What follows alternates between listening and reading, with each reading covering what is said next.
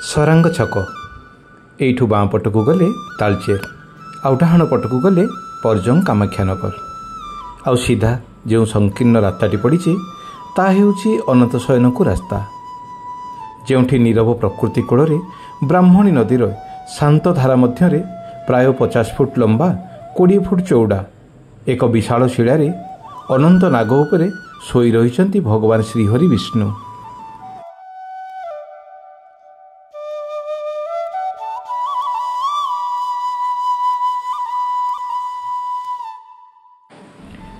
ଏ ଜାଗାରେ ପାହାଡ଼, ଜଙ୍ଗଲ, ବ୍ରାହ୍ମଣୀ ନଦୀ ଜଳର ସ୍ୱର ସାଙ୍ଗକୁ ପ୍ରଭୁ ବିଷ୍ଣୁଙ୍କର ଅନନ୍ତ ଶୟନ ଏ ସ୍ଥାନକୁ ଏକ ଦିବ୍ୟ ସ୍ଥାନରେ ପରିଣତ କରିଦେଇଛି। ବ୍ରାହ୍ମଣୀ ନଦୀ ପ୍ରଭୁଙ୍କ ଚରଣ ଛୁଇଁ ଯେମିତି ବହିଯାଉଛି, ଦେଖିଲେ ଲାଗେ ମା ନଦୀ ନିଦରେ ଶୋଇଥିବା ପ୍ରଭୁଙ୍କର ସେବା କରୁଛନ୍ତି।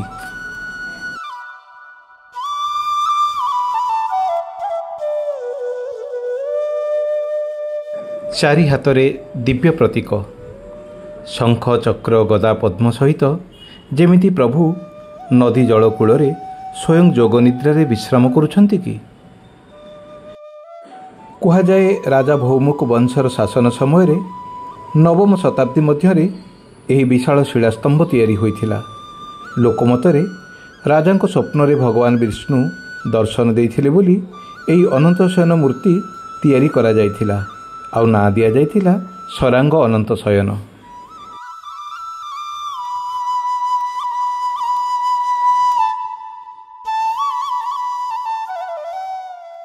ପ୍ରତିବର୍ଷ ଆଷାଢ଼ ମାସ ଏକାଦଶୀରେ ଏ ଜାଗା ଶ୍ରଦ୍ଧା ଓ ଭକ୍ତିର ତୀର୍ଥକ୍ଷେତ୍ର ପାଲଟିଯାଏ।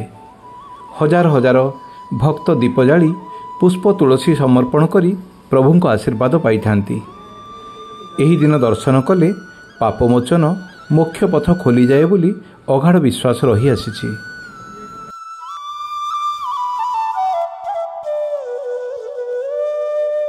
ଆପଣ ଅନନ୍ତ ଶୟନ କେବେ ବୁଲି ଦେଖିଛନ୍ତି?